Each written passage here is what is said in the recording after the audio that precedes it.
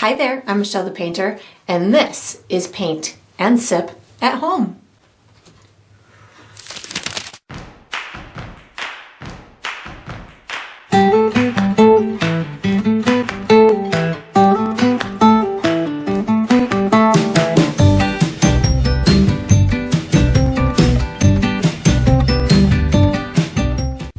Alright, so today I'm going to be painting Halloween gnomes, and I'm sipping on some hot cocoa. And if you enjoy this process, I do hope that you like and subscribe to my channel, and that you also check out my Patreon page where you'll find additional painting perks. So let's get painting and let's get sipping.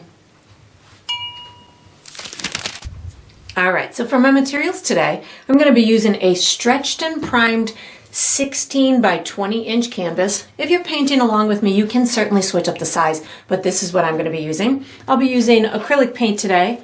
My colors are titanium white, burnt umber, which I like to call brown, chrome yellow, purple violet, Mars black, chrome orange, and fire red. And of course you can switch up those colors. For my tools today, I have a white piece of chalk that I'm going to be using for some drawing. And then I have 3 brushes from my personal brush line, which is Michelle the Painter brushes. I have a 3/4 inch wide flat bristle brush, and I have a number 6 and a number 2 round synthetic brushes. And of course you can switch these up if you'd like. If you're painting along with me, you're probably going to want to have a cup of water for washing your brushes, as well as a paper towel for drying your brushes. And down below this video, in the video description, I do provide you with a few additional resources that can help you through your painting process. One of them is a link to my shop where you could purchase the same exact paint kit that I'm using, from the same size and type of the canvas to the same type of the paint and brushes and all the good stuff in between. You can also purchase from my shop things individually, like the brushes from my brush line. So that's there. There's also a link where you can download a free image of the final painting, so you can print that and use it as visual reference as you go through the painting process. And there's also written step-by-step instructions down there for you as well. And that's all we're going to need today. Alright, so what we're going to do for the first step is we're going to be painting a base coat onto the canvas. I'm going to be using my large bristle brush. The colors that I'm going to use are brown, purple, orange, red, white, and maybe a little bit of yellow. So what I'm going to be doing is I'm going to be creating a gradient from the top to the bottom of my canvas. This will represent the spooky kind of Halloween sky, and as well as the maybe like some misty background behind our gnomes, and then the ground area. So I'm going to pre-mix myself a custom purple, different shade of purple that we're going to be using at the top. Then we're going to go into orange, and then we're going to go into white to make it lighter and lighter, and then we're going to transition back to brown at the bottom, or we're going to transition to brown at the bottom. So I have pre-mixed myself my custom purple, which I'm going to call plum for a lack of a better. I don't want to just call it purple because I already have purple on my palette, so we're going to call this one plum. So how I achieved this color was a lot of my purple violet, which tends to be steer towards the side of blue. It has a bluish tone to it, and it's got a lot of saturated color in it, so I kind of want to dull it and turn it a little bit more on the warmer side. Blue is cool and red is warm, so I'm going to add a touch of red into it, and then just a touch of white, which is going to help with the opacity so it's not so see-through. And then I'm going to just mix them together.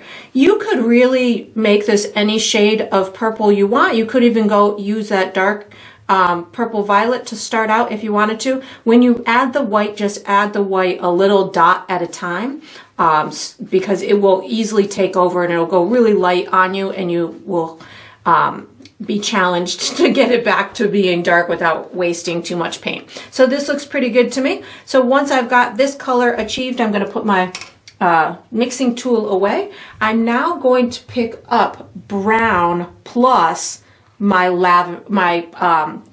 plum type of color. So I've got both of those colors on my brush. I'm going to start at the top. This will go darker as it dries, but right now I'm just trying to get kind of a base coat onto my canvas. So I'm just going to kind of use this left to right crisscross type of a motion.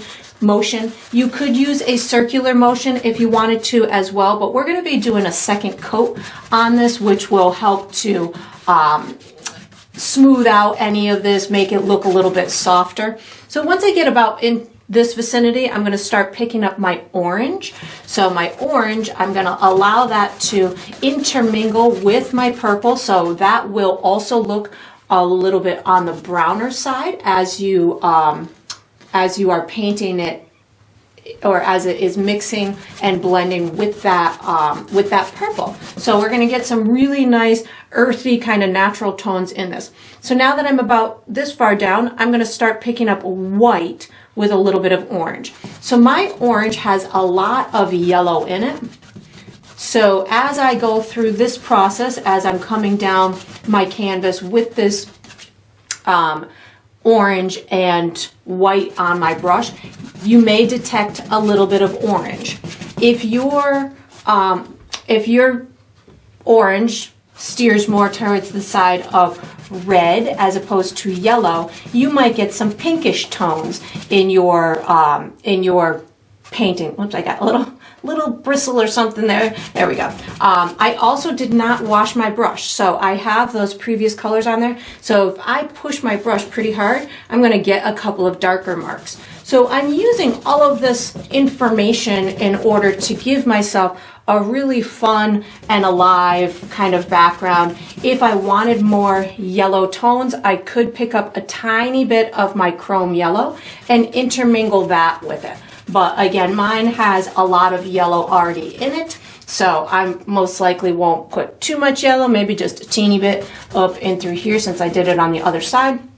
And then I'm getting this center area to go pretty darn light. And again, I will be doing another step on this background, so if yours isn't totally awesome at this point, don't worry about it. And then once I get about 3/4 of the way down my canvas, I'm going to start introducing brown into the equation. So I'm just going to pick up a whole bunch of brown on my brush and allow this to go pretty dark down at the bottom.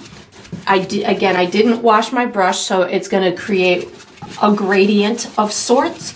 And what I like to do, and I don't know if you're noticing that I'm doing this, I like to put the paint on in that below that section, and then I lightly kind of blend it up into the previous section. That helps me to get a pretty natural blend. It gets them to talk, the colors to talk well with each other. And then once I've got all the paint applied, what I'm going to do is I'm just going to lightly, with a very gentle touch, just kind of go back and forth, left to right.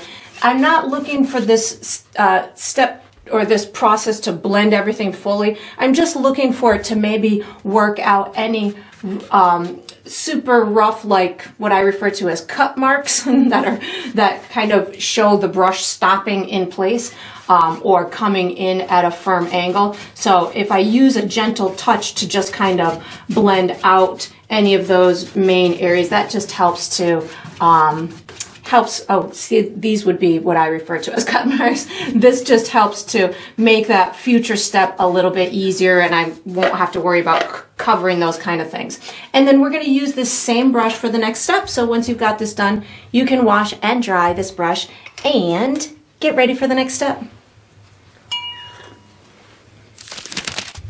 All right, so what we're going to do for the next step is we're going to finish our sky and start our ground. I'm going to be using my large bristle brush. The colors that I'm going to use are black, brown, my custom plum color, orange, white, and that might be it. Might tap into the yellow a little bit, but I'm not sure about that.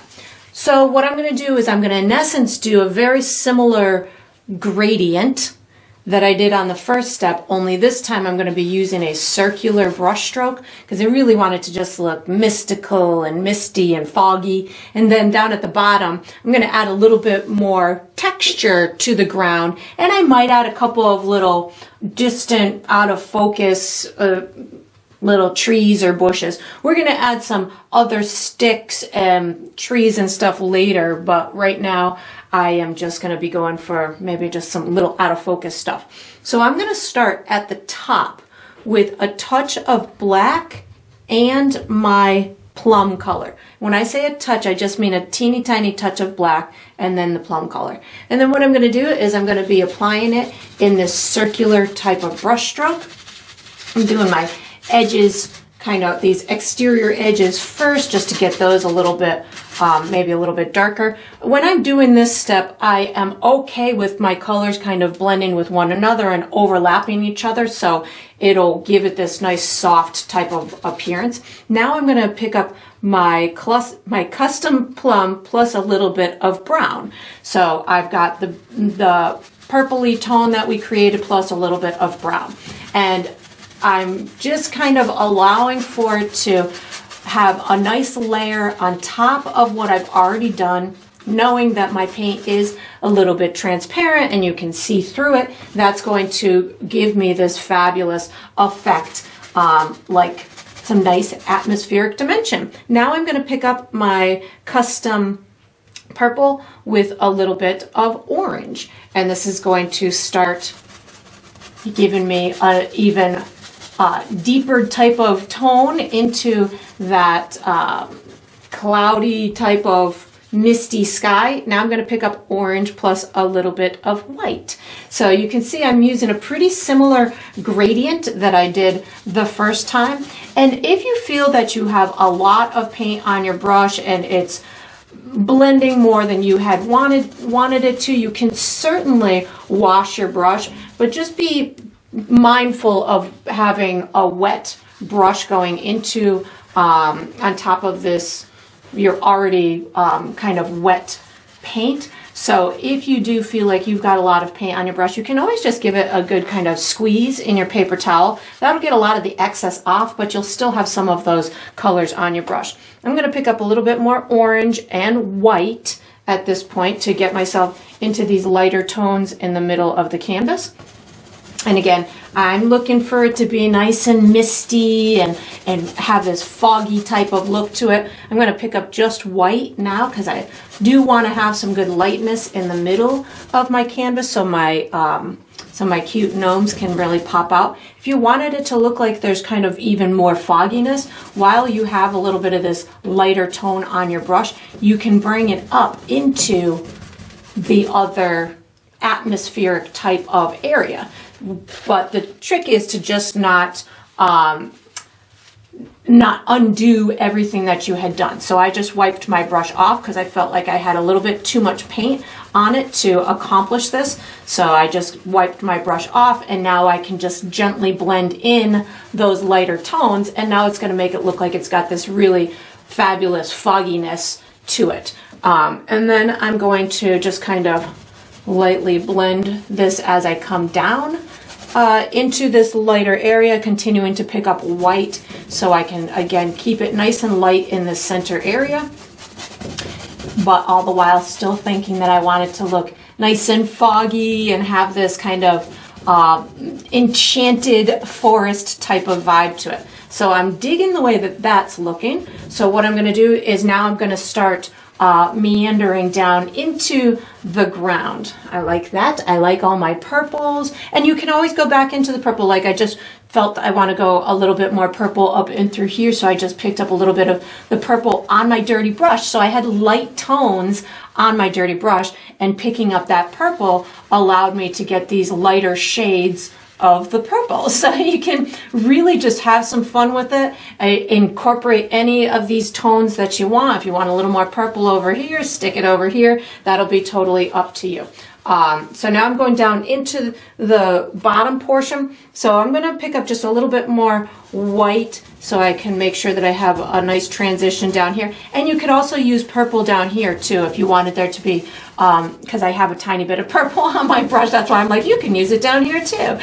Whatever floats your boat. I'm going to pick up some brown now and soften up that first layer that I had done initially. This is where you could, if you wanted to, kind of pull up some almost, I don't want to call them like grassy marks, but some vertical type of brush strokes to give the illusion that maybe there's some bushes or maybe some distant kind of little forest stuff behind them, whatever you want. Again, the gnomes are going to be the star of the show, so you don't have to do too much. And then again, I'm going to have some trees kind of bordering the canvas anyways. So now down at the bottom here, again, my gnomes are going to be taking up the majority of the area, but I do want a little bit more darkness down here, so I'm going to pick up a teeny bit of black paint.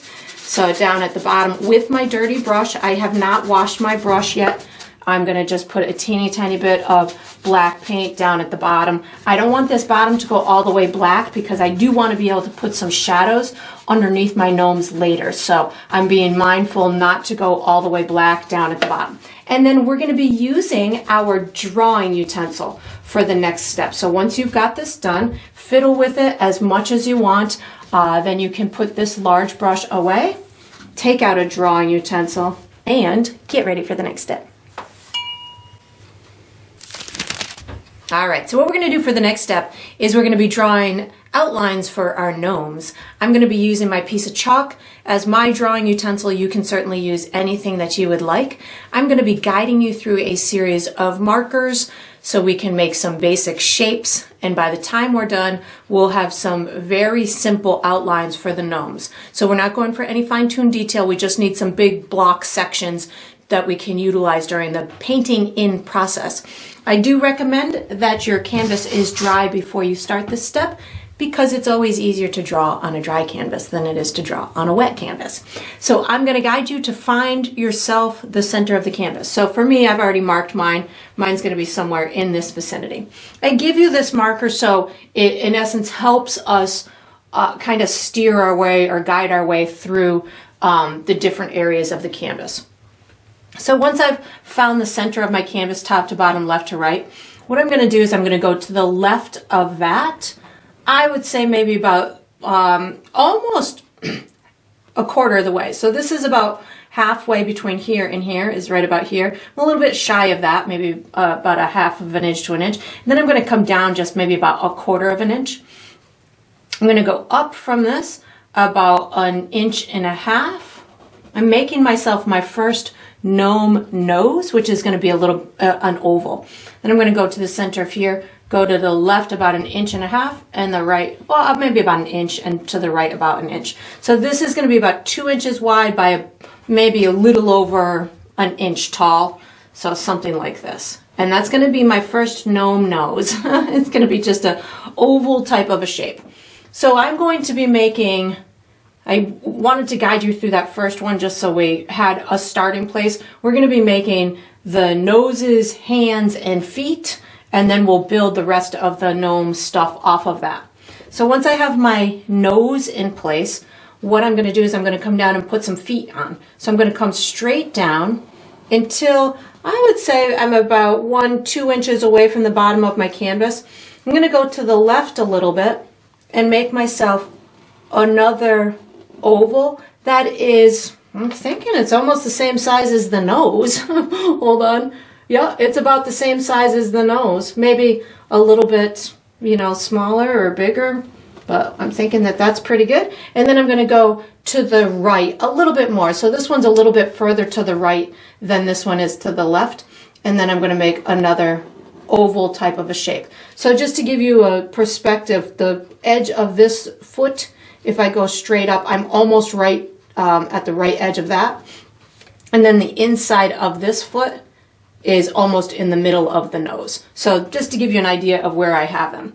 And then I'm going to come up from this foot in through here. I'm going to give myself a little circle that is about 1 inch wide by 1 inch tall. That's going to represent one of the hands.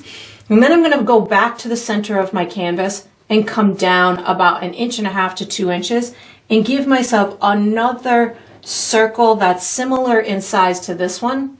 And then I'm going to put one more right next to it. This is going to be for the witch gnome, that one, but I just did it because we were there. So now what I'm going to do is I'm going to finish my Dracula gnome, and then we'll go and do the witch gnome. So this is the nose. I'm going to put the hat on next. What I can do is come up from here, maybe about a quarter to a half of an inch, something like that. This is going to be the rim of my hat. I'm going to bring this out to the left and bring it back up so it just rides along the top of the nose. And then I'm going to bring it out to the right like this. So again, just in relationship to where the center of the canvas is, I'm a little bit to the left, and you could have your brim wider or more narrow if you wanted.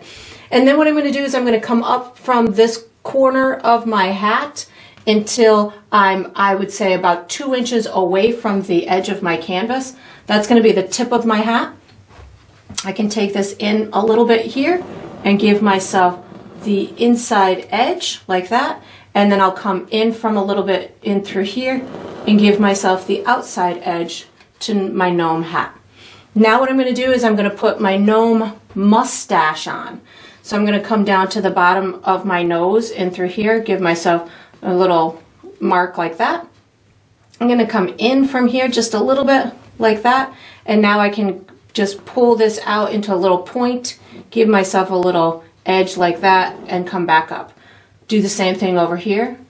Comes out the hat. You'll want the mustache to come, it shouldn't necessarily come out farther than the top edge, so you don't want it to necessarily come out over here. It should fit within that hat. So then this is going to come out to just a little bit above that toe, something like that, like that. Now I'm going to put my beard on. So my beard is going to come out from here, and it's going to end way down at the feet, somewhere in through here. So I'm going to take from here, and I'm just going to give myself this fun, long, kind of wavy line like that. And then this one's going to just go right behind this hand, like this, and then just steer right into there. I need to kind of close off and give my gnome some legs. So I'm going to take from this hand and just meet that foot there, and then just close this off in through here. And then if you feel, this could even just touch the foot in through here, so you don't really need a line. And I can then take from somewhere in through here and just give myself the edge of that. I need to give this this hand an arm, so I'm going to just pull this here and here. And then this little arm here is going to be kind of hidden behind the cape. So I'm just going to give myself, I'm going to start in this corner here and then just give myself a little line like that, because that's going to be kind of behind the cape. I'm going to put the cape on now. So I'm going to start, well, let's do the top part of the cape. I'm going to come up from here about an inch, inch and a half, and I'm going to scoop this down way down into here. So about at the bottom of that hat, and then just give it a curve into my beard or my mustache, and do the same thing over here. So you want these two to kind of imaginary kind of connect, make sure they kind of connect over there. This is going to come down just to the right of the center of my canvas and a little high, and then I can scoop it back into that mustache area like that. The bottom part of the cape I'm going to have coming out this corner of the mustache, and it's going to come way down here into maybe an inch and a half up from the bottom of my canvas, and maybe about a half of an inch in from the left. And you can give this a little bit of a wave. That'll make it look like it's got some movement to it. And it's going to meet, it's got to look like it's kind of going behind the foot. So I've got to come up the foot a little bit and then just give it a little scoop like that. And then on the right hand side, it's going to come out from this mustache. It goes behind this hand, and then I can bring it down like this. And this one I'm not going to scoop out so far to the right because I need room for my my witch. So we've got this maybe coming like this and like that. Then I'm going to go ahead and do my witch. So my witch, I'm going to start it the same way with some ovals and circles. So I'm going to have her nose. It's going to be a little bit lower than my Dracula's.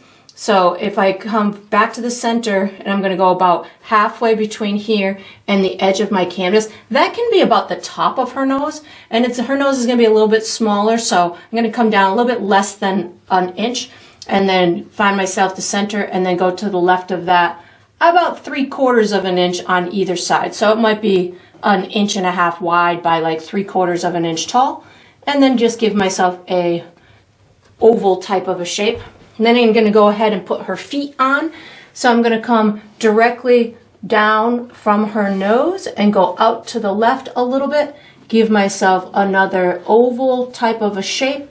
Again, it can be similar to her nose. It can be bigger. It can be smaller. Whatever you envision her little gnome feet to look like is totally fine. So then what I'm going to do is she's got braids instead of a mustache and beard, but I do want to put her other hand on before I start that. So we got one hand here. Her other hand is going to be almost halfway between her nose and this foot. So about here and over to the right a little bit. So somewhere in through here is going to be her other hand. And again, it doesn't have to be perfect. She's going to be holding a broom. So you can have it kind of in, whatever direction you want. I'm going to put her hat on too for next so we can build her braids out from underneath that. So I go up from her nose about 1/4 of an inch, and then I can she's going to have a kind of a pointy rim coming out the sides. So I'm going to take this from here and kind of scoop it down and then back up into a point. And then I can take this and come down and then ride it over her nose. I can come back up and bring it up here. And they can be crooked, like one can be taller than the other. And then you just bring this back down and into that marker and through there. The top of her hat, I'm going to have a kind of a band going across, separating the top from the rim. So I'm going to just take it from about here, give it a couple of vertical type of lines, and then just kind of meet this in through here. I'm going to come in that marker just a little tiny bit like that, and then I'm going to find myself where I want the tip of my hat to be. So for me, if I go up from her nose until I'm about maybe 4 inches from the edge of my canvas, and then out to the left about 2 inches, that'll give me a good point for here. Or it's almost directly up from this corner here, so something like that. And then I'm going to take from here, I'm going to kind of give it a little ripple, and I'm going to go up and past my marker and swing it back down into it. And then over on this side, I'm going to come and just kind of give it some ripple, and then I make my hat more narrow. As it goes up, I'm going to swing it around and then just kind of bring it back into that little point in through there. Now I'm going to put her braids on. So I just need some shapes right now. I'm going to have it coming out from the corner of her nose and then come out in through here. And again, this is inside of where the top of the hat goes. And then I'm just going to bring this down, give myself kind of a little wavy type of long, soft shape like that. And then at this one, I'm going to have coming, same thing, out this corner here. And then we'll have this one kind of coming out here. And then again, just some long oval type of pointy shapes like that. I need to put her arm on before I put her cape on. So I'm just going to give a couple diagonal lines like this to connect her hand to her arm. This side, I just need a little line like this to sneak that arm behind her braid. And then I need her dress before I put her cape on. So I'm going to just come down from the edge of the braid like this. And same thing. Well, I guess I could bring this one in through here like that. And this is going to be her dress. So I can bring this right in between her feet like that. And now I can put a fun cape on. So the cape I'm going to have behind the arm coming out here. And then it just kind of comes over here. And then I'm going to put it as if it's going behind her dress. Over on this side, I can have this kind of coming out in this direction. And then it would come in like that. And I think that's all I need to do for my outline. So we're going to put the bucket on later because I want to put the bucket and the handle on later because I want to paint the capes first. So you can make any fiddling adjustments that you want. We're going to use our medium round brush for the next step. So once you've got this done, you can just, get ready for the next step. All right, so what we're going to do for the next step is we're painting the base coat for the gnomes. I'm going to be using my medium round brush. The colors I'm going to use are black, white, my custom plum color, yellow, red, and brown. And if I use any other colors, I'll let you know, but I think that's it. So what I'm going to be doing, my Dracula, of course, is going to have a red cape. I'm going to have him with some black clothing, like his pants and shoes. I'm going to do a little flesh tone for his hands and his nose. He's going to have gray beard. She's also going to have gray braids. He's going to have a black hat. And then she's going to have some purple accented things, like she's going to have a purple cape. I'm going to have her with a black dress, but she's going to have purple cape and some purple on her hat. And she's going to have a green nose and hands, like, you know, I think all witches might have green.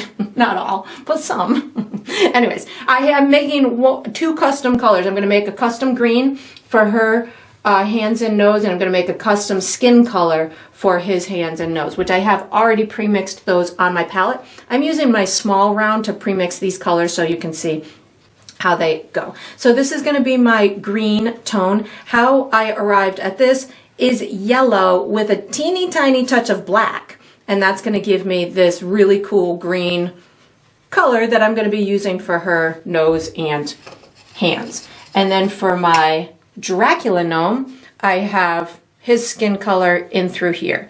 So how I achieve this is a touch of red, a touch of yellow, a touch of brown, and a touch of white.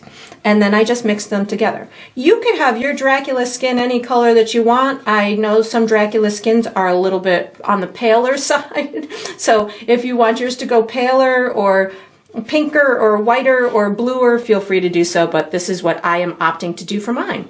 So once I have those 2 custom colors, I can put my mixing tool away.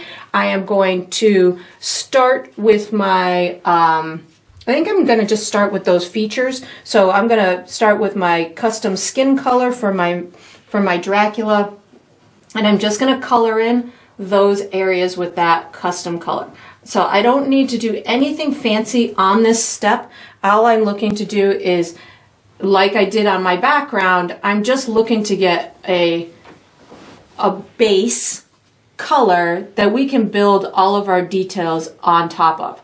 So as I go through these sections, I have determined what I feel is the dominant color within those sections, and that's where I start for my base coat.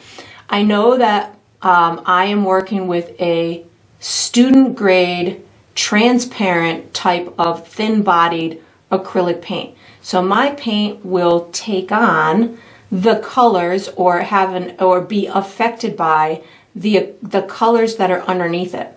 So if I have let's say you had a dark area underneath this hand would end up looking a little bit darker on this first step until we start building the layers, and it will look more to its true color the more layers you build. Mine will even look a little bit more yellow, this first tone, but once I build my layers, it'll look a little bit more green. So now that I've got those on there, I just decide where I want to go next. And I think I'm going to go with the base coat for his cape, which I'm going to be using red for that. So I just pick up some red paint, and this might be a place where you're going to see the effects of that translucent or transparent type of paint, because when I go down below to do the cape, areas that are on top of the darker surface down here, my red's going to look darker, and that is the effects of the color underneath. And so I'm just going to take this, go right around that arm, and again, I'm not terribly concerned about making this perfect at this point. Where it meets the mustache, I am going to, when I'm doing my final details on my facial hair, I'll put some little fun wispy edges to that, but right now, again, I'm just looking for a nice place to start. You'll notice as I go through my base coats, a lot of times I leave the evidence of my my outline that I had created, because that helps to keep me in check. I have a tendency to make my objects bigger. Once, if I can't see my guidelines, it's as if when that guideline disappears, my paint just wants to grow and grow and grow, or my sections want to grow and grow and grow. So leaving a little bit of that evidence of my outline until I'm on maybe that final step for that section. That usually helps me out. So if you see the evidence of my chalk throughout this process, that's my process. That's what my way of helping keep me in line. So again, I'm just working on the cape right now, and I'm just bringing it all the way down to the bottom and filling these sections in. No fancy brush stroke here, just getting the paint on. And then once I've got this red section, I just need to determine where I'm going to go next. And I think I'm going to go over to her cape and her purple section of her hat. So I'm going to wash and dry my brush. And I'm just doing whatever, I'm trying to get the sections that are kind of tucked behind things first. I know that the hands in the hat or the hands in the nose aren't, but I feel like the hat would have overlapped the nose, and so that's why I did those first. So I'm going into my custom plum type of color. I'm going to put this section of her hat is going to have that color on it. And again, I'm okay with little bits of streakiness and stuff right now because that will be taken care of when I put my details on. This is just that base section. And as I go through this, if you feel that you want to reshape anything, now's the time to do that. If you felt that, you know, you wanted her hat to be bigger or her cape to be smaller, this is the time where you can certainly make those kind of fiddling adjustments with the overall shape of the sections. And then that will help you, you know, keep it or modify it to maybe a more visually pleasurable place for you. And then I'm just going to take this and find her cape over on this side and then go ahead and color around. This is one of my favorite kind of steps to do in paintings because I feel like I'm kind of coloring in a coloring book, and you can kind of just get lost with just using these flat colors and just, you know, coloring in your sections. So there's not a whole bunch of difficult techniques involved in this particular stage, just kind of getting the paint on there. So it's a nice fun step to do. So that looks good. I am now going to wash my brush, and I think I'm going to go in for the black clothing areas. So washing and drying my brush, and I'm going to take my black paint, and then so these areas I definitely want to keep some of my outline visible because I'm going to have his pants the same color as his shoes. So this is where I would definitely be mindful of leaving a little bit of the evidence of my outline between these two sections so I don't lose the information as to where I wanted that shoe to go. But where the shoe meets the next door color of red, I can certainly abut those two because they can't go any farther than that. They just, you know, bump into each other. I can put the little black section of his arm in through here like this.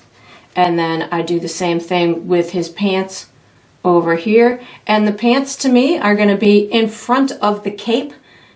So that would make sense to kind of make sure that the pant outline overlaps the cape, but again, not necessarily to make it perfect just yet, but that would be something to be mindful of as you go through the rest of the process. So I've got the arm in through here, and you can make these sleeves any shape you want. By the time you're done, you might want to put some fancy, you know, cufflinks on, or, you know, you can do anything that you want. If you use this idea to just spawn some creative thoughts in your head, you can, you know, use this process and these techniques in order to create your own fun trick-or-treat gnomes. I did a couple of similar formation of trick-or-treat gnomes, I think last year or the year before, and I'm like, oh, I just want to do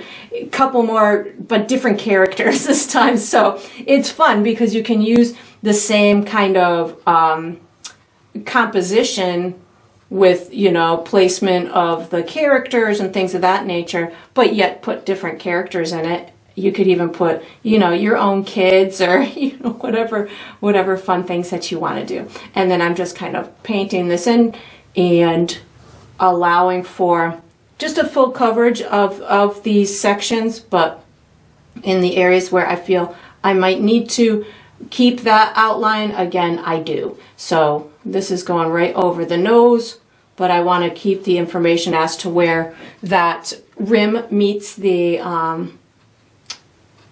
top part of the hat. So I'm just making sure that I do that.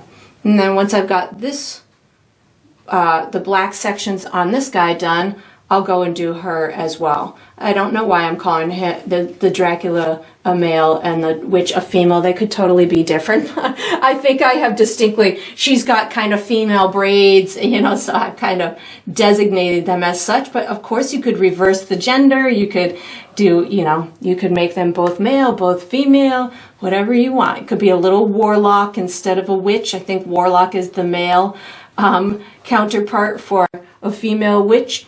And I'm sure Draculas can come in female form as well. So we're going to just kind of put that on there and then just bring this all the way down to this little band part that I have with the purple. And I like when I'm doing clothing and stuff or fabric pieces, I definitely, for me, like to have organic shapes to them. So when I'm going down and I'm doing like this little rim on the hat, I don't go straight across. I think in my head, okay, well, that's going to be going around the head and maybe it's got some wrinkles in it. So I tend to allow myself the liberty of making marks that are not super clean, not super straight, allowing for the contours of maybe whatever is underneath it to have some sort of effect on it. And that, again, just helps me make things a little bit more lifelike, even when I'm doing a fun painting like this that is clearly a fantasy style of a concept. You can still bring life into those type of things by using, you know, your contours and your highlights and your shadows to bring those lifelike components or elements into these fun characters. Her nose just shrunk a little bit, but that's okay. I'm gonna put some black on her sleeve right now, and then I just need to do the base coat for their hair. I'll do that in a minute. She's got a little sleeve in through here, and you can see as I'm painting this in how I was very wise with allowing these sections, these base coat sections, to be distinct sections. So I could have overcomplicated it and made, you know, this be visible underneath her hair and stuff like that. But when I'm doing these type of, especially fun paintings like this, I just am really conscious about simplifying it and allowing for the joy of the painting process to take place. And I can find those basic shapes in the overall composition and allow for them to just be distinct sections and color in that main solid color, and then we can build the details on top of it. So I didn't make a complicated drawing here in order to just ease the painting process. We can always build stuff on top of it. We can always add complicated information to it, but starting the process in a simplistic way, for me, helps me build it, one, more efficiently, and two, with a whole lot less stress. So I don't have to worry about tons of complicated gradients and using tons of different types of brushes in order to get the beginning phases of the painting in, and then we can fine tune it as we go through the more detailed process. So right now I need her feet too. Oops, almost forgot her feet. Just gonna do some little ovals in through here, and again keeping the evidence of where it's going to meet her clothing. Now I'm going to I need to make a gray. So I've got black on my brush. I'm going to pre-mix myself a gray tone. So just black and white is what I'm going for, and a little bit of brown. I'm going black, white, and brown to make a nice kind of warm gray color, and I'm going to use this as my base coat for his beard, mustache, and her hair. And then if you do run into wet paint along the way, it's okay, because we're going to be doing lots of stuff on top of it. So I'm just going to paint this section in. I am using a directional brush stroke only because I didn't mix my paint super well. So there looks to be some light spots and dark spots in my paint color. So I'm using a directional brush stroke just to take advantage of that paint that wasn't mixed all the way. If you have a solid color that you're using, the paint stroke isn't necessarily, the directional paint stroke isn't really going to matter. And then that looks good there. I'm going to go ahead and paint in his mustache.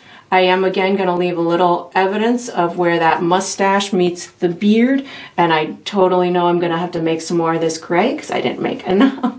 I obviously should have made this gray before, but I missed that thought before I started this step, so we just do it on the fly then, and then just make a little bit go up in through here around that nose, and then just pull this out.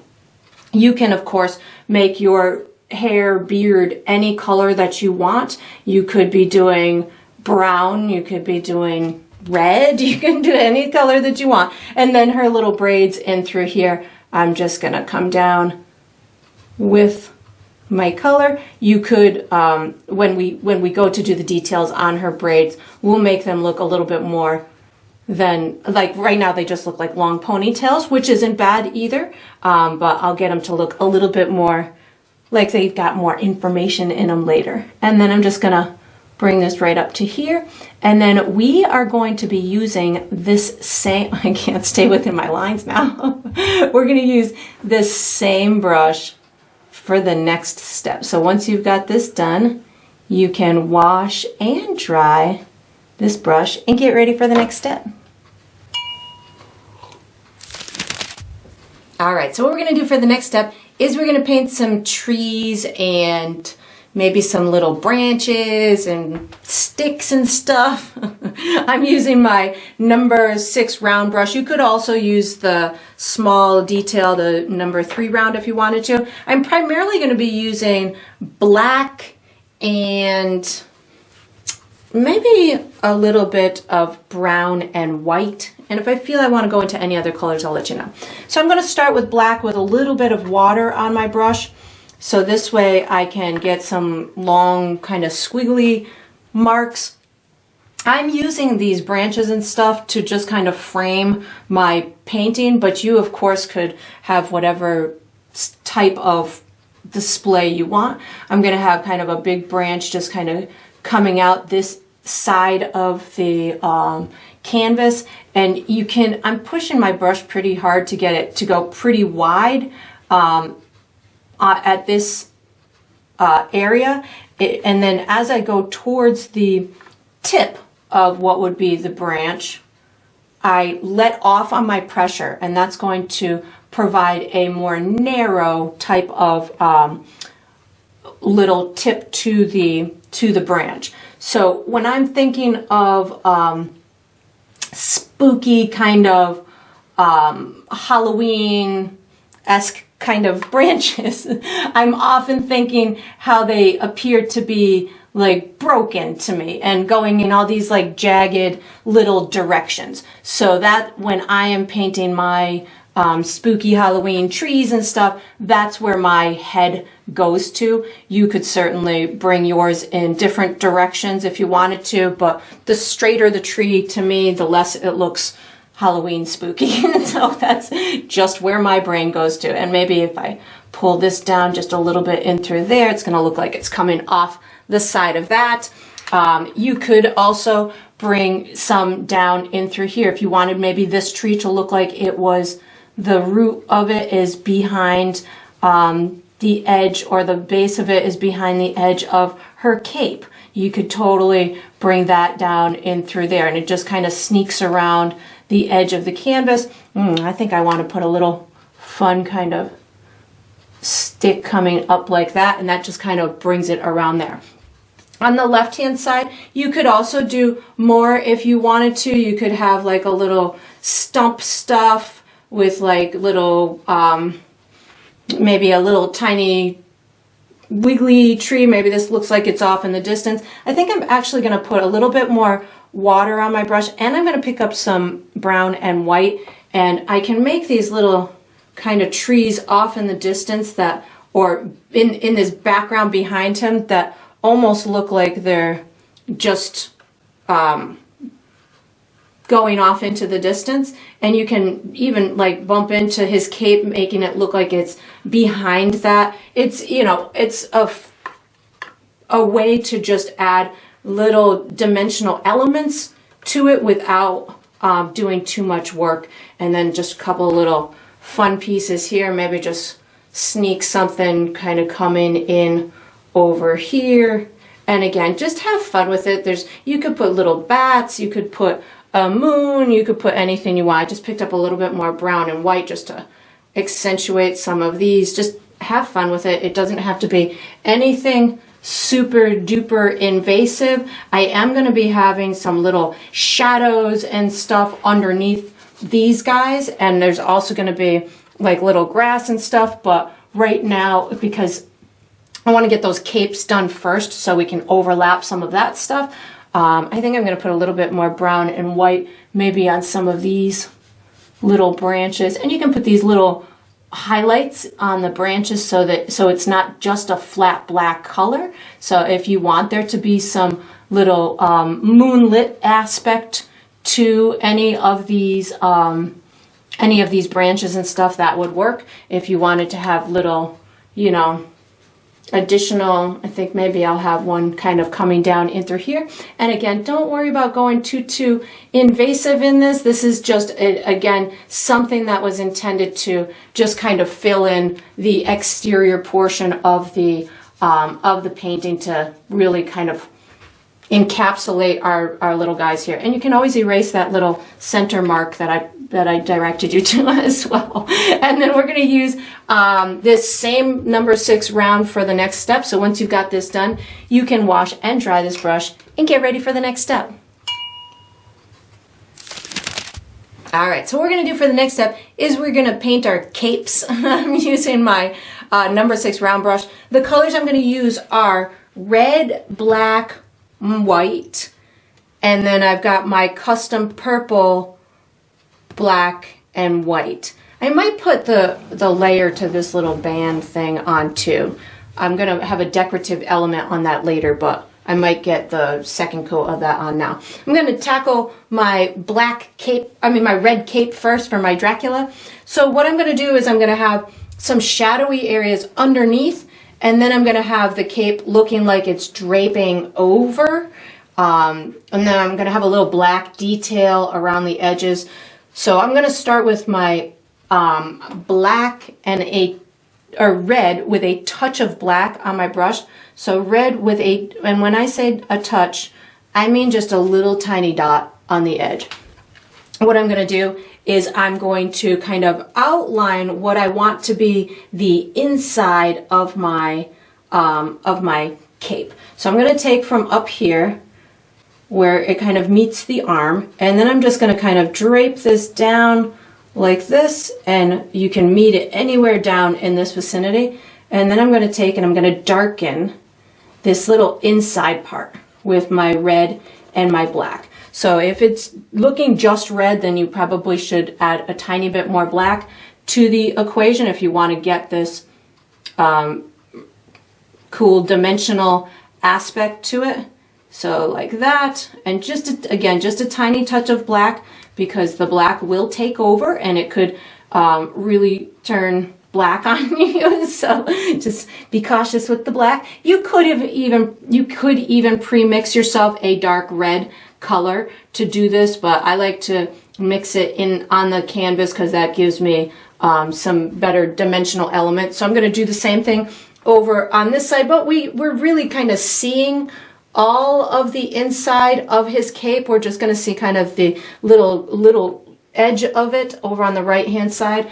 So I'm going to take again that black and red and just kind of more red because I'm a little nervous. more red, there we go. And then I'm just going to kind of swoop this in like this. So we're going to see all this darkness underneath here, and then we'll have a light little edge out on that side over there. So something like this. And now I can be more aggressive with my black now that I put that red on there. I'd rather be more cautious with the black and have to add more black than to put too much and then not be able to erase it later, so, or to reverse it. So that looks pretty good. I'm going to do the same thing with that black and red up underneath where the cape kind of goes behind the head. So again, red with just a little bit of black on my brush, and I'm going to put it in through here like this. This is going to give me some nice dimension at that bottom of that cape, or that collar kind of area. So red plus a little bit of black, and just getting it to go pretty dark right in this little area. So again, it gives it that dimensional element that I love to put in my paintings so they have that lifelike appearance. So I think that looks pretty good. While that's drying, I'm going to go do the similar thing to the purple cape. So washing and drying my brush, I'm going to pick up my custom plum plus a touch of black. And hers, I feel like I'm going to see most of the inside of it. I don't think she's going to have much of an exterior part like that one. So this is my plum plus a little bit of black to get these interior. Ooh, actually, I kind of like that. Well, that looks good. I guess I'm going to have a little bit more of an exterior. I'm like, I don't know if I was going to have a big exterior on that, but now as I'm seeing like a nice line like that, I like that. So that's what I'm doing. So plum plus a little bit of black. And again, I think I can have this one kind of, we'll have its exterior little edge kind of float like that. That looks good. And then we'll put this in through here as if like maybe the wind is catching it, and we're going to have it nice and dark on this underside. And again, just a tiny bit of black. The plum will be easier to reverse out the black if you go too deep with the black, but the red is a little bit harder because the red is so transparent. So that works good. And then on the hat part, this little section in through here, I don't really need to do much. I'm going to add just a little bit more of my plum just to get it to have a good second coat on here. I don't really need to do much with the shadow of it.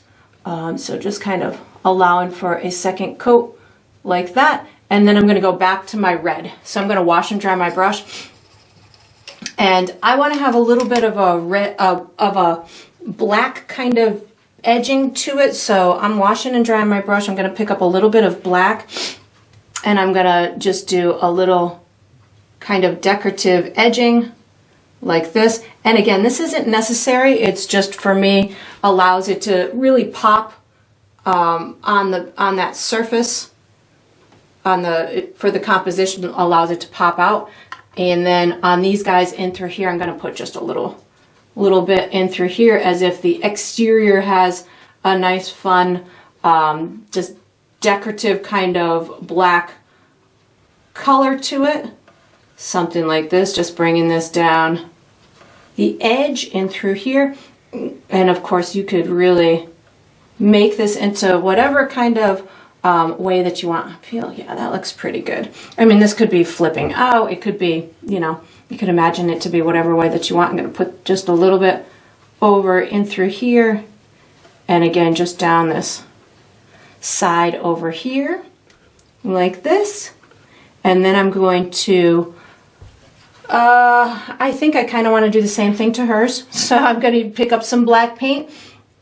I'm going to just allow for this fun exterior kind of outline. And a lot of times when you're doing these illustrative type of pieces, making these decisions, again, just allows you to, one, make it your own, you know, create these elements that can maybe get one piece to stick out from the background, giving it a little bit more contrast. It just helps to add that extra little bit of pizzazz. I'm going to have a little buckle thing up here, so I'm going to just kind of add a little bit of darkness right now while I've got it on my brain here. That looks good. And then I'm going to go back to my red one, wash it and dry my brush.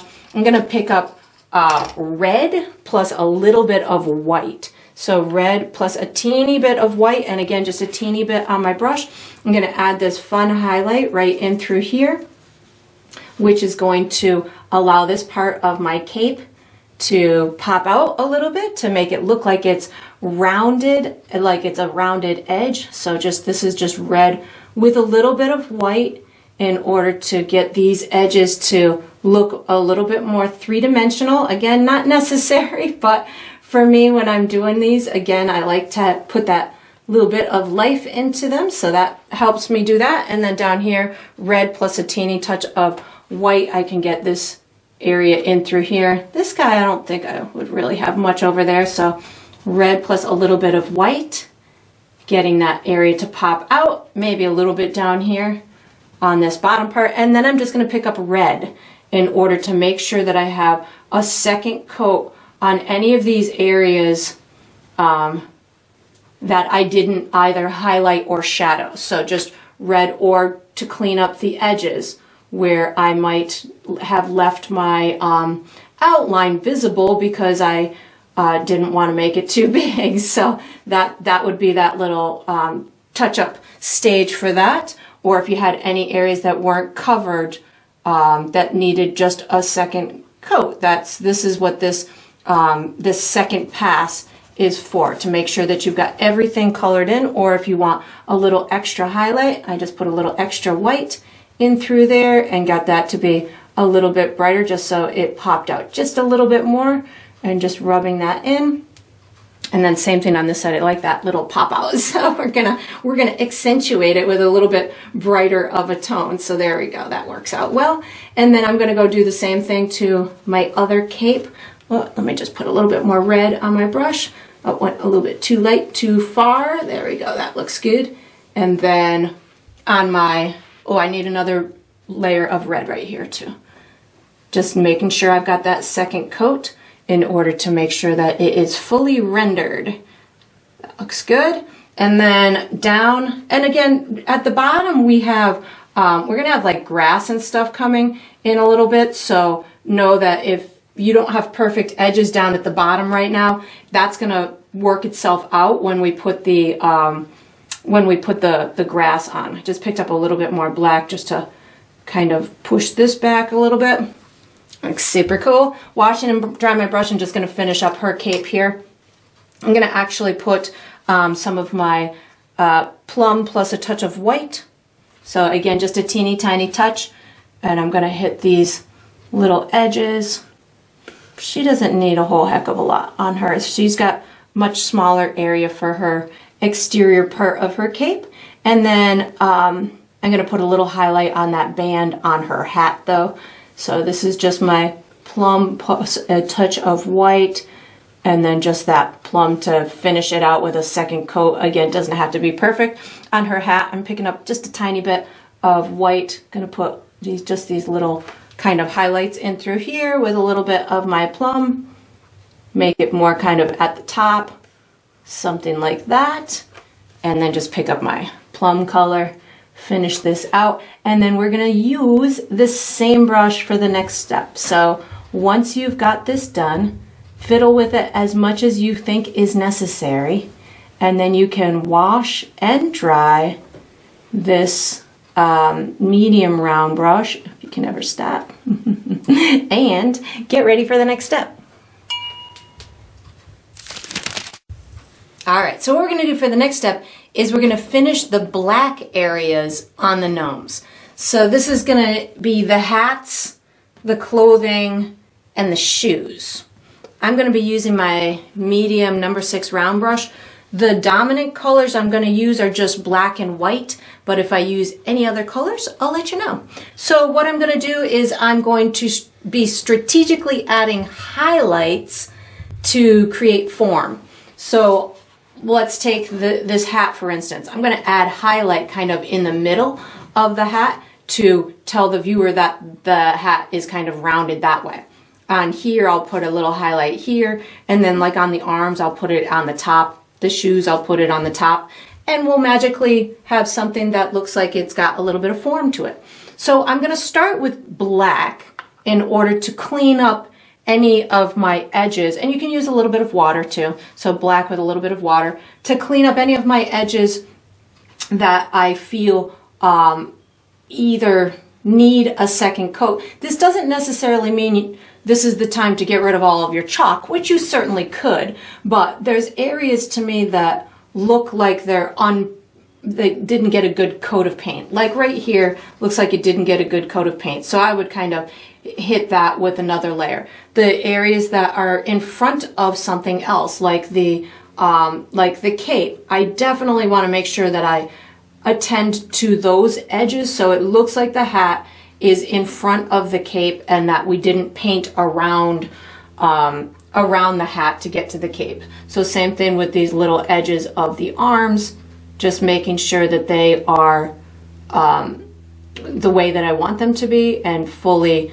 in front of that cape. This one is underneath the cape edge here, but the bottom part is in front of the cape, the interior part of the cape. So something like that. And the top part of this arm sits behind the beard, so I'm not concerned about that. I do need to hit this little edge over here, make sure that that works, and things will get reshapen as you do this. So once I've got that attended to, and I have my edges the way that I want, that just grew a little bit, we'll just embrace that. And now I can start adding these little bits of highlights. So I'm going to pick up black with a touch of white. You could use that gray that we pre-mixed, but that has brown in it, so that looks a little bit of a warmer gray. So I'm going to just go with black and white to give me kind of like a cooler gray.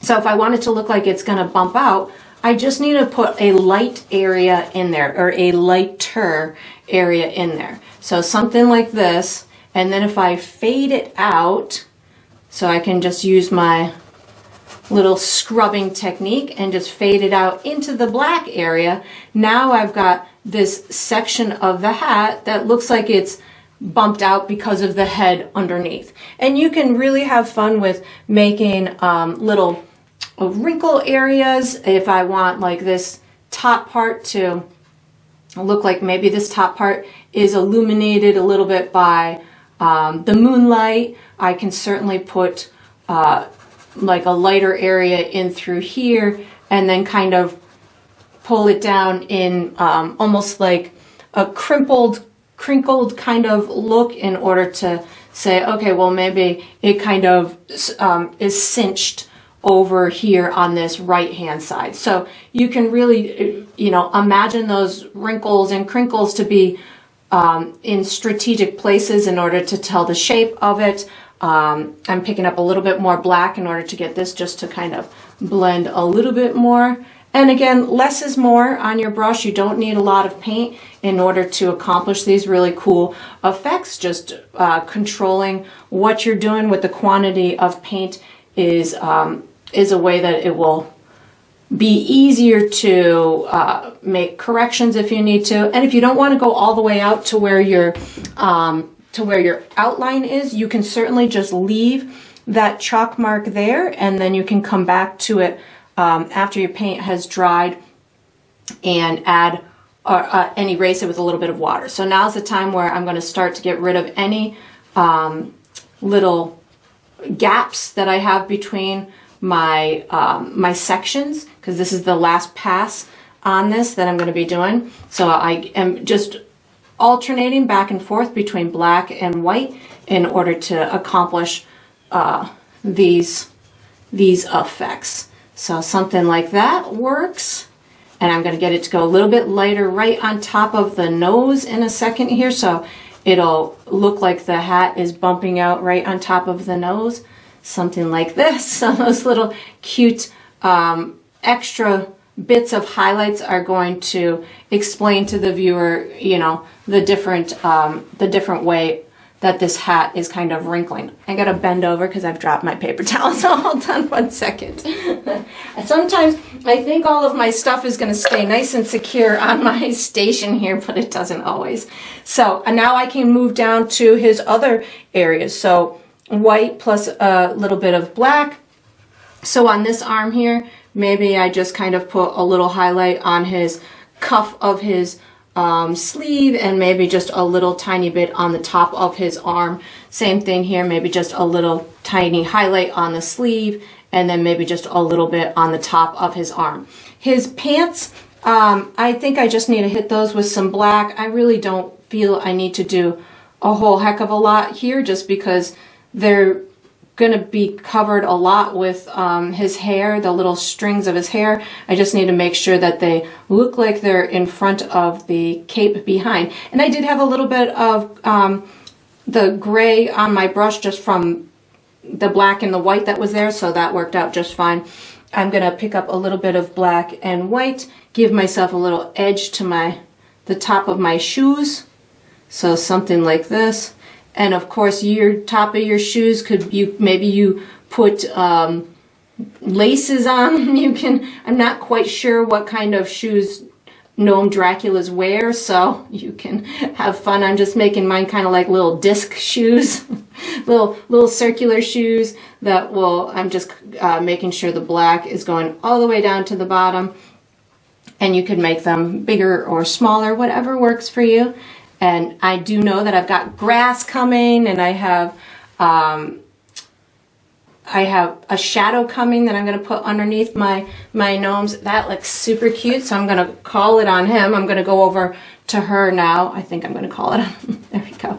So on her, I'm going to do the same thing. Oh, I don't need to wash my brush because I'm just using black and white. I'm going to pick up just black first, again, just to make sure that I've got these edges where I need them to be fully rendered.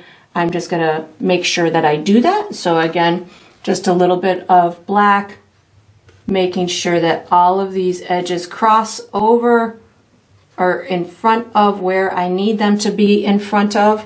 Let's see, down here on this, on here. And again, these are the type of things that, you know, aren't totally necessary, but I like to clean up my paintings and make sure that I've got all edges the way that I want them to be. Sometimes I work looser than other times, so it's up to you as you go through your process. So now I'm going to pick up black with a little bit of white. I'm going to put my highlight on this one, probably right in a similar spot, right in through here, giving me that appearance of her head being underneath there. And while I've got this gray type of mixture, I'm going to put a little bit at the top of her head, or her hat, I should say, something like this, and maybe just kind of wiggle it down this side like that. And then of course you can have fun with where you want those highlights to appear as they come down that main section of the hat. I'm going to pick up a little bit more black just to kind of get these edges. And again, I will, once it dries, I'm going to come back with a little bit of water on my brush to make sure all of my chalk marks are gone. That looks good. And then I just need to blend out this highlight a little bit more, picking up a little bit of white paint. There we go. I got too excited and moved up the hat before I was done this, so we're just rubbing it out now. There we go. That looks pretty good. And then, of course, you could, if you felt that you needed to go any more. Oh, and I went outside my area there. Hold on. I'm going to put a little bit of water on my brush. Oh, that didn't work. Hold on. Get to watch me make a correction here on the fly. I'm pulling my bristle brush out with a little bit of water. See if I can pull up that mark that I just made, which I can't, so that's fine. I'll let it dry and then paint over it with my background color. So going back to my number 6 round and paying no attention to the boo-boo I just made. I will fix that later. And then just cleaning up this edge, and then her hat. So white plus some black. Gonna give myself a nice highlight right in through here, like this, and then maybe a little bit up on these tips. Ooh, maybe I can use this as a strategic highlight, so I don't need to fix it if I cover it with paint. With a little, there we go. See, no more fix needed. So again, those are the kind of decisions that you make if it's like, oh, well, I could sit here and fiddle with that background color to, you know, get this one spot to make sure that it blends because I just made a boo-boo, or you just embrace it and put it as part of your painting. So that's what I did. She got a little bit bigger of a hat because of that one little boo-boo. So there we go. That looks good. And then I'm going to pick up a little bit of my black and white to put a little highlight on her wrist, little highlight on her arm, little highlight on this wrist over here. And then her dress, I'm going to have kind of just draping over her feet. So I'm going to just kind of take like this and like this, and then what I can do is I can blend up and give a little kind of swoosh down. I'm going to put some more black on it in a minute, but I'm picking up black right now. So as if the fabric is kind of sitting over her feet or resting over her feet. So that's where those little highlights came into place. You could just have it black. By the time I put her hair on and her little, she's going to have a cape for her tie. I mean, a tie for her cape under her chin. So this is probably going to just kind of fade into the background, if you will, by the time I'm done. But I thought it'd be fun to just kind of do that. I just picked up some more black to make sure I have no gap between her shoe and her dress. So that works out. And then I'm going to just put a tiny bit of white.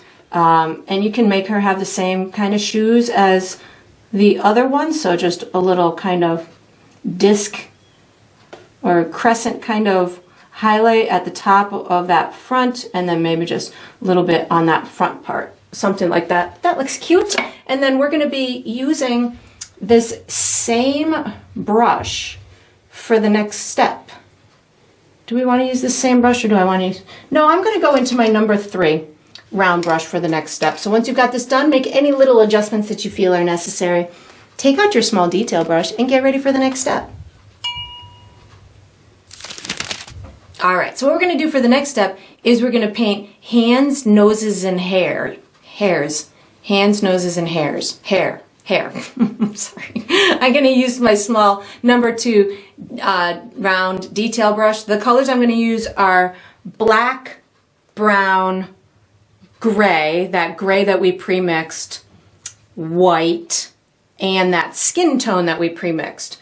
And what I'm going to do is I'm going to just add some fun textural elements on the hair areas with some shadows and some highlights, and allow for some nice fun, you know, movement in his hair. And then on hers we'll make the illusion of braid. And then on the noses and hands we'll just put some highlights and shadows so we can have a nice second color. Oh, and I'm going to use that green color too. Excuse me. So I'm going to do the hairs first. I'm going to start with brown and black on my brush at the same time with a little bit of water. This is going to give me shadows underneath where this beard meets the, where the mustache meets the beard. So this is brown, black, and I can use some water to just kind of pull this down. And I can use this also to give myself some kind of movement within that hair. So I don't need to over paint it. I just want to get that dark area up there. I'm going to do the same thing up underneath the hat. So this again is just black and brown. I can even put a little shadow underneath that nose. So I put the shadow on and then I pull these little streaks out in directional brush stroke, which means it's going in the direction that I want that hair to look like it is flowing. So I can just kind of pull it out in this direction. I'm going to do the same thing on the other side. So black, white, black, brown, and a little bit of water. I'm going to put this underneath that hat and around that nose like this, and then pull it out in the direction that I want the hair to look like it is coming, it flows away from that head. You could put darker, a couple of dark marks down here too, if you felt that you wanted to have more like the hair kind of cinched in through there, but I think that looks pretty good. I'm going to do the same thing with her, but this is going to be in her little braids. So black, brown with water. I'm going to first start right up where it meets the hat. So braid goes like this and like this. So if I just kind of give myself these kind of marks like this, that's going to put the little shadow parts in between the braids. So something like that. And you could even take a little bit of black and kind of put a little bit darker area or curve, make these little edges look like they're bumped curves. So that will make it look even more like it is a braid. So something like that. And then down at the bottom, I'm going to pick up a little bit of my gray to just give myself this little fringe edge to it. And we'll add some more detail to that in a minute, but I'm going to now pick up more brown, black, and water to do the same thing on her other braid. So again, just really dark up where it's meeting the hat in through here, and then getting my mind straight because one side's going to go different than the other. So again, just kind of like that, like that, like that, like that, and like that. And then I can pick up a tiny bit of black paint and just kind of give that exterior shape almost a little bit more body as opposed to it just being a straight line coming down. So I'm just taking this and almost cinching it in a little bit where each one of those braid sections kind of gets pulled in. So something like that, just rounding that off just a little bit. That one probably wasn't in the right spot, but that's okay. Something like that will work just fine. And then I need the gray, picking up a little bit more of that gray, give myself this little fringe at the bottom of this one. And then we're going to wash and dry the brush, and I'm going to come back and put the highlights in his. So I do need to make some more gray because I have plum run out, so I'm just mixing more brown, black, and white so I can get a similar gray that I had before. That's pretty good. Let me just add a little bit more white into that. There we go. So now I'm going to be using my gray plus white in order to add my highlights. So gray plus white, if you can find some clean white. Let's see, just move that over there. Gray plus white. And now I can really just freely add these really fun highlights. You can bring it into the shadowy area as well. This is where that gray plus a little bit of white is just going to give you the movement that that will accentuate this as being kind of hair that's got movement to it. You can add additional pieces if you want to. You can add extra highlights if you want it to look like it's got curls in it. You can do that. I'm just going to go for a pretty simplistic type of appearance here. So gray plus white. When it comes to these edges down in through here, if you want it to look like it's kind of laying on his leg, you could kind of pull it in like this and then maybe scoop it out at the bottom, that's going to give you the illusion that it is in fact kind of laying on his leg.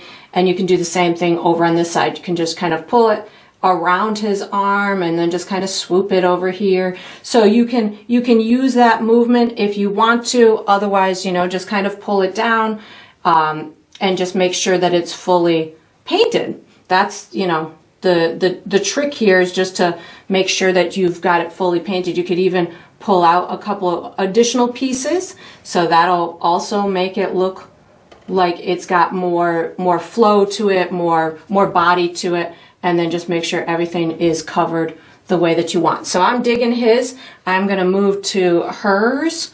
This looks pretty good to me. So on hers, again, just my gray plus white and something else. Whatever else is on there. And again, on hers, I'm just gonna kind of pull these little curved marks to make it look like it is just braided, just kind of curving it into that little center area.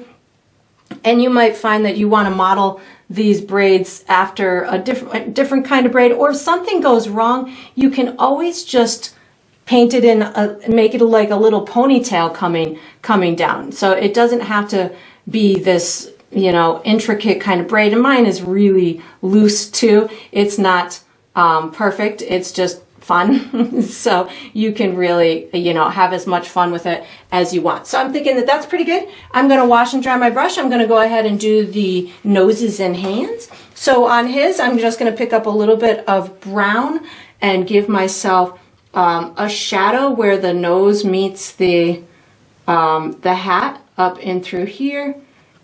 So I'm going to put a nice shadow up where that meets that, as well as underneath.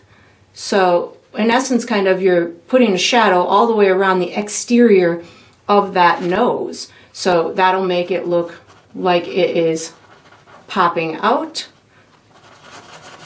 And then I pick up my skin tone and color in that center. I'll put a highlight on it in a minute, but right now just want to get that shadowy tone on there and just blend it into the main tone at the of the center. So something like that.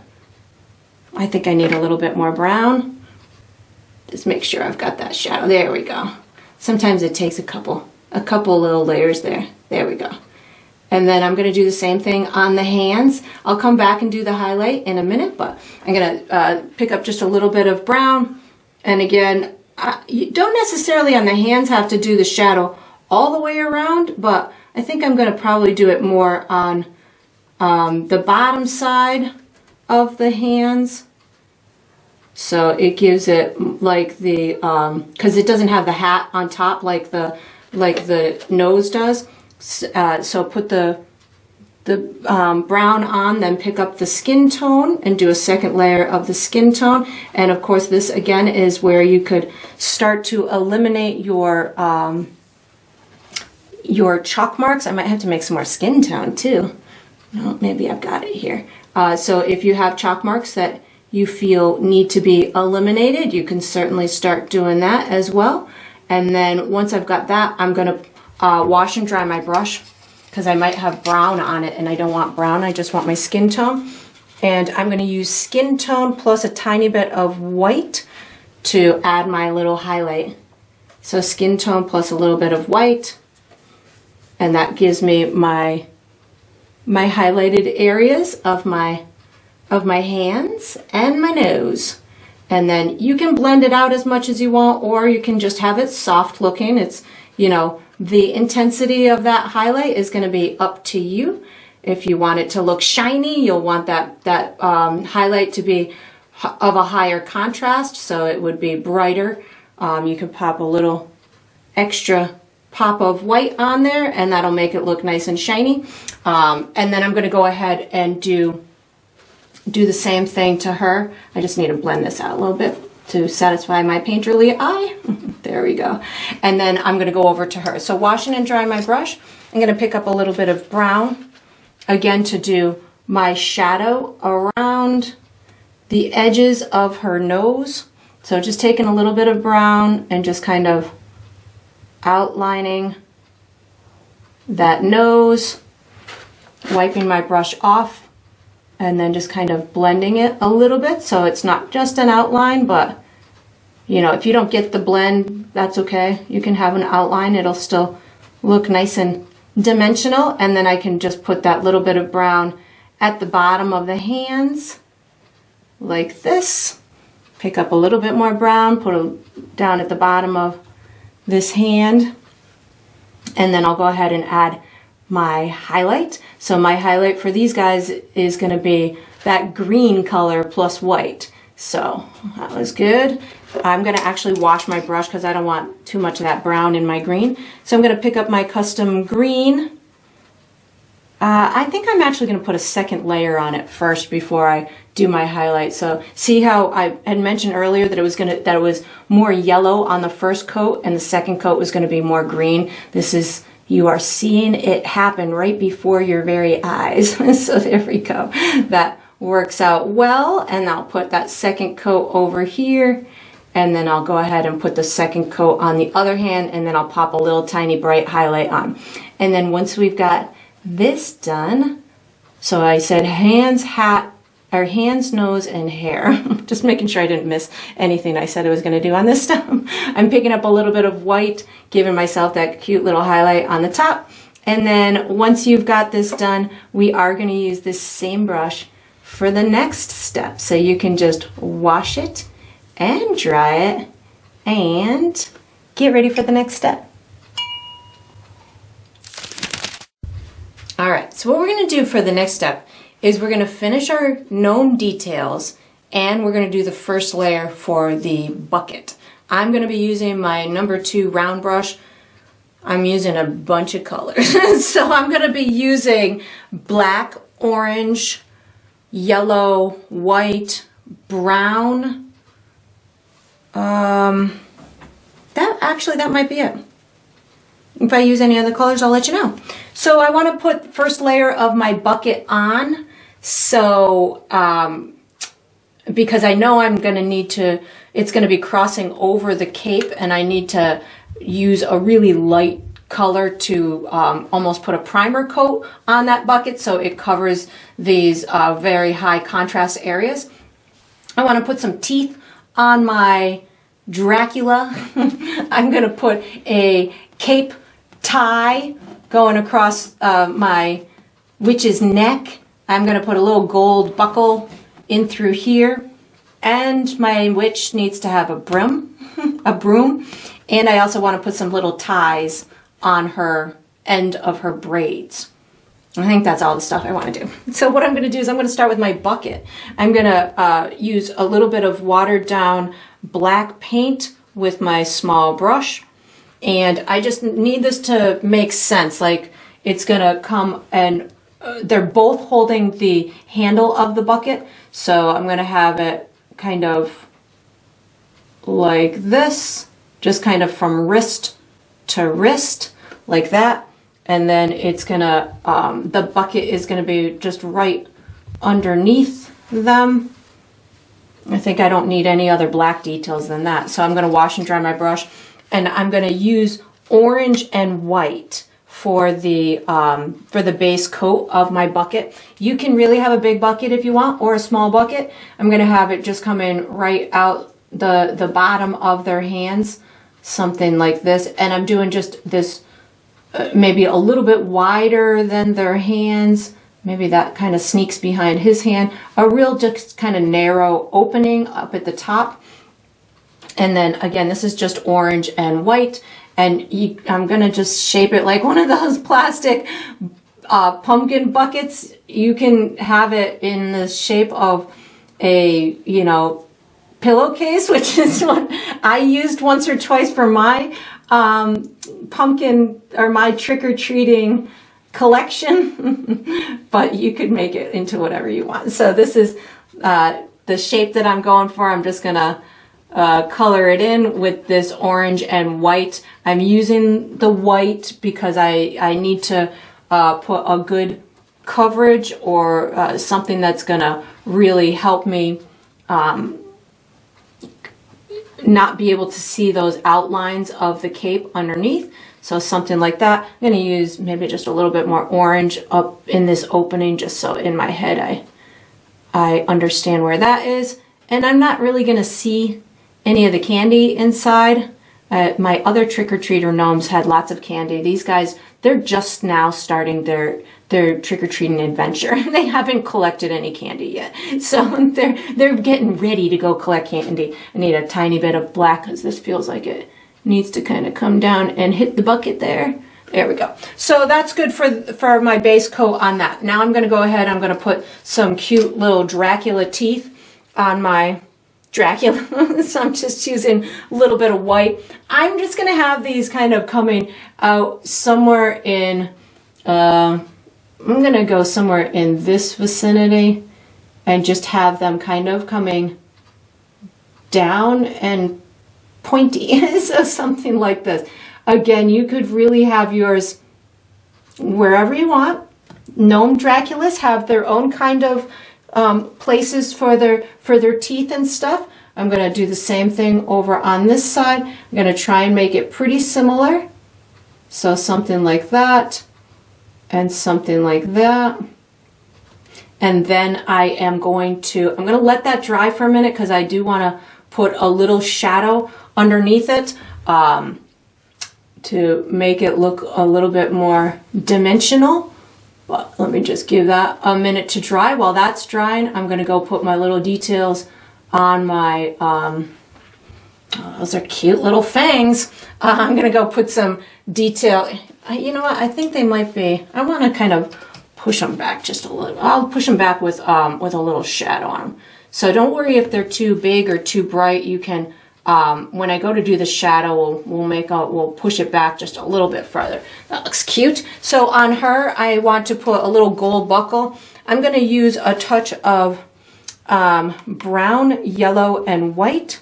So brown, yellow, and white, and you can mix it together or not. I'm using all three colors on my brush at the same time, and this is where I'm going to just kind of put it in between these dark marks that I had put on earlier.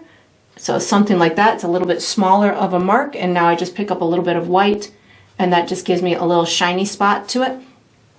I'm also noticing I have a little unpainted spot over there, so I just wipe my brush off, picking up a little bit of black, making sure that this is fully painted over here. So that was a little missed step on my part. There we go. And then, and if you felt you wanted a little more dimension there, just put a little black in through there. That looks cute. So for her tie on her neck, this is just going to be so her cape stays on. His is hidden underneath his beard, but hers is very exposed. So I'm just going to, I have my, my plum color, which I'm not sure if I said I was using. I knew I was going to use it, but I don't know if I said it. And I'm just going to make as if there's some strings coming out here, and then she has tied them like we tie our shoes. So I'm just going to make a little tie like that, and then just my strings kind of coming down like this.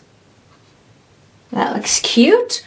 While that's drying, I will put a highlight and a shadow on that in a minute, but I'm going to go put some ties on her braids. So I'm picking up a little bit of black.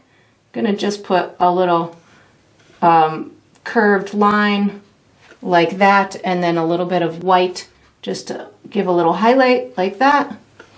That looks cute. While those are kind of drying, I'm coming back over to his teeth.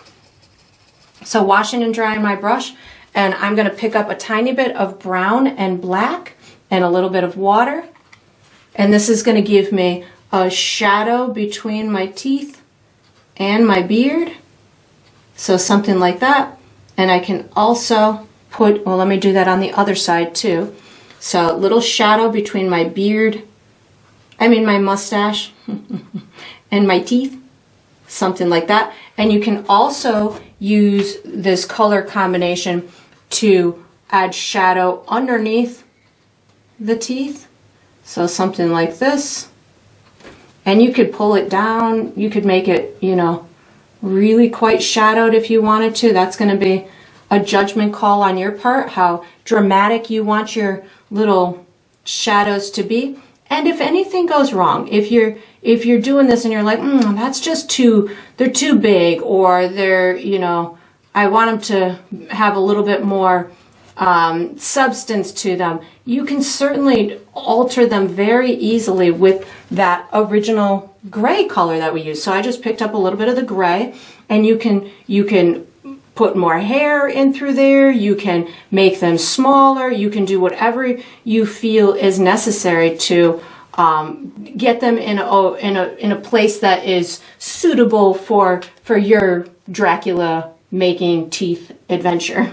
I just put a little bit more of the dark tone on there just to get that to go a little bit darker. Yeah, there we go. So now they look like they're just peeking out there.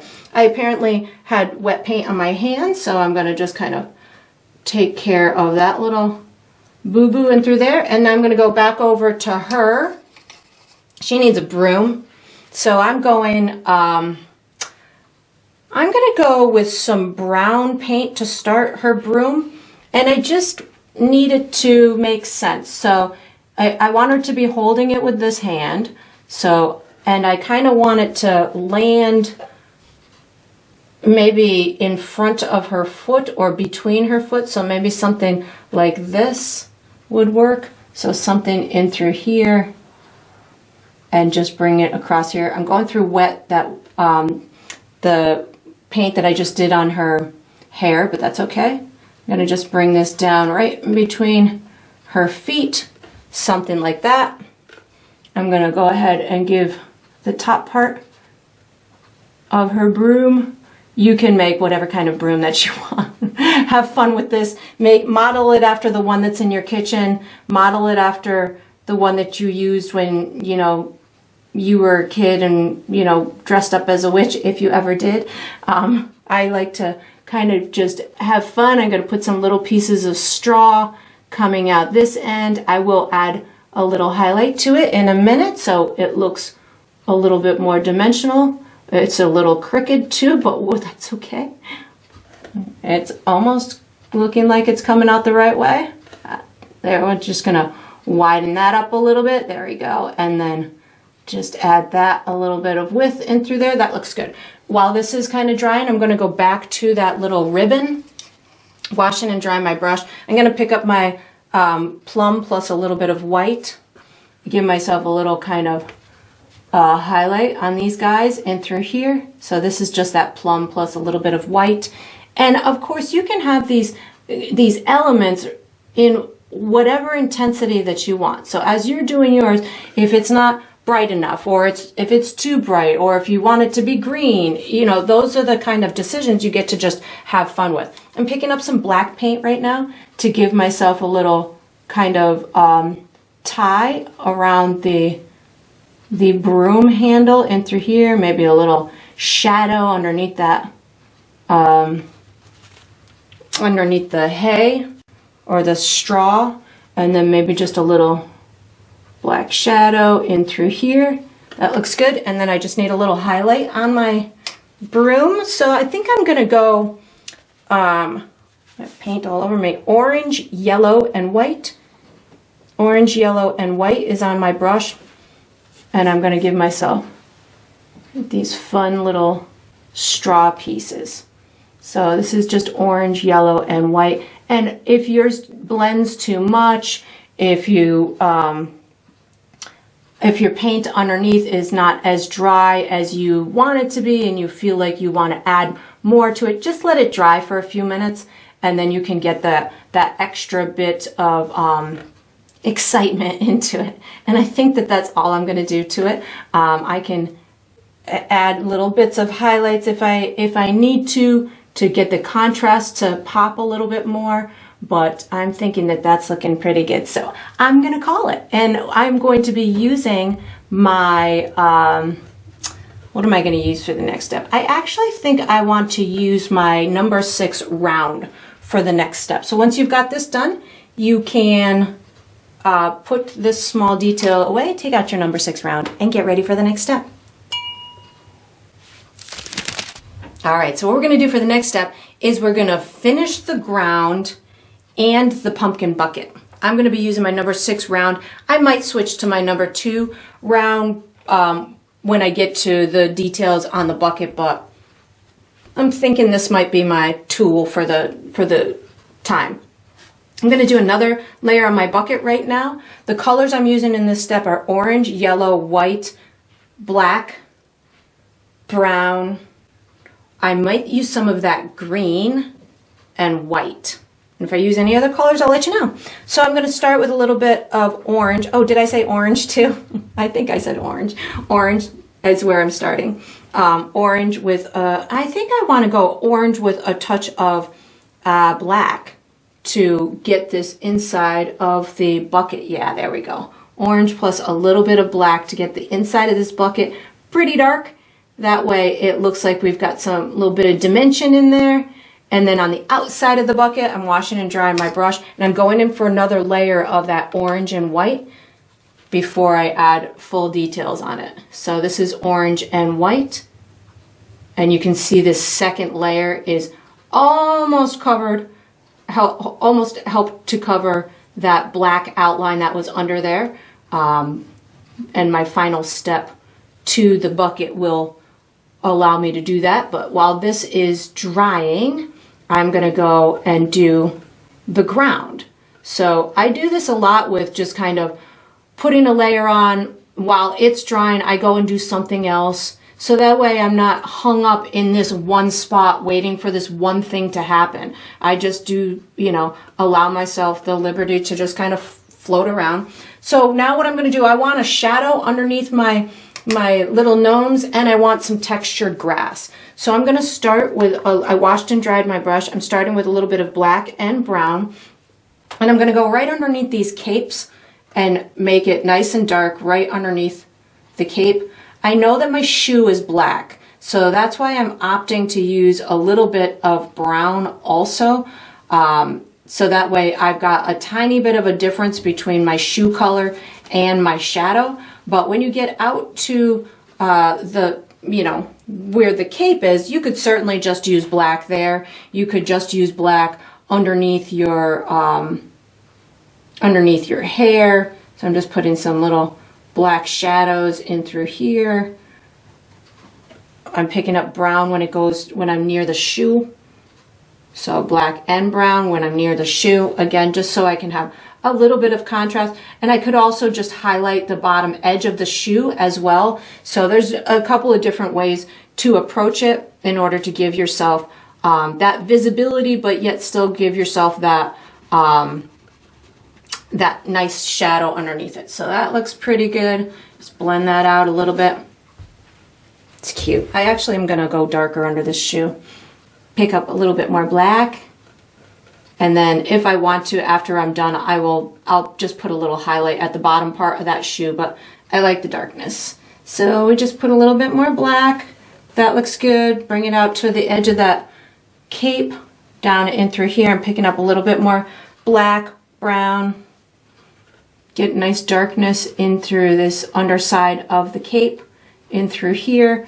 And these are just the little things that will take that painting to the next level. If you can add that extra bit of shadow under there, even if it's not a lot that you've done, but it is just a itty bitty bit that's going to help to set the mood, let the viewer know that there's a light source. We're not quite sure what it is or where it is, but there's a light source that is adding the shadow, or it's telling you that this object has depth to it. So the shadows that I'm putting underneath the cape are telling the viewer that the cape goes back further than the edge of the shoe. So those again are just those little tiny things that can help bring that extra bit of life to the painting. So this works out. I am going to pick up a little bit of white plus black just to give myself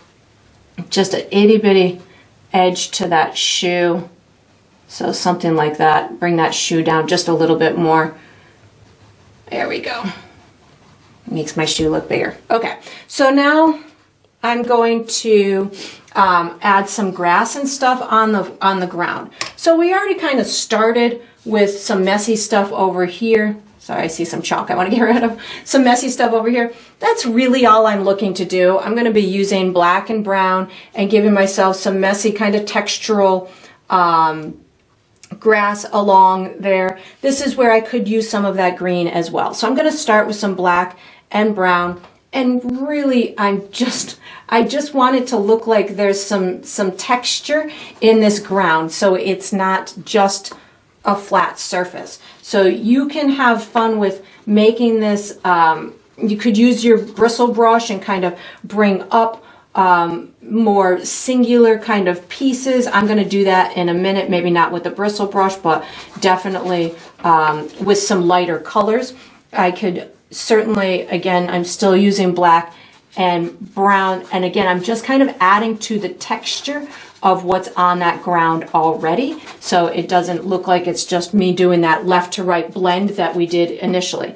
So now I can pick up on my dirty brush maybe some of my green, and maybe I can start incorporating these really cool, just little essence of green kind of grass here and there. I'm picking up a tiny bit of water as well, so I can have them a little bit more transparent, but they're they'll get a little bit darker as it dries simply because I have water in my mixture. I can pick up green plus a little bit of brown, and it's going to look a little bit more vibrant when it's wet simply because I've got water in my mixture that is allowing for me to get these little more fluid type of brush strokes. You can get them to go longer in the front, shorter. That's slick and cute. I'm going to pick up a little bit more brown, and you could also pick up a tiny bit of white, but just be cautious with the white. If you do go into the white, just know it can very easily take over. So I'm going to be just pretty cautious with adding just minimal amounts of bright pieces, so that way it doesn't take away from all of my other focal areas that I wanted in the composition. So that looks pretty good. I'm picking up a little bit of brown now, and you could use orange, you know, whatever you want for your grass making exploration to be. So I'm digging that. So now what I'm going to do is I am going back up to this bucket and through here. I'm washing and drying my brush. I'm just looking to see if I need another layer in through there. I'm going to go for just orange right now, and I'm going to make it a little bit darker here on the bottom like that, and then just make sure I've got that top area fully executed. And I think I'm definitely going to switch brushes in a second, but let me just get this on here. Yeah, that's looking pretty good. I like that light color too. I'm picking up just a little bit more of that light, the white with the orange to get this top a little bit lighter. And then we're going to put some fun details on it. Yeah, that's looking good. So I'm going just a little bit lighter at the top, again, just to give it a little bit of dimension. And now I'm going to go ahead and put some fun, the iconic kind of jack-o'-lantern face on there with my smaller brush, because I'm thinking that I need to. So I'm taking out my number 2 round.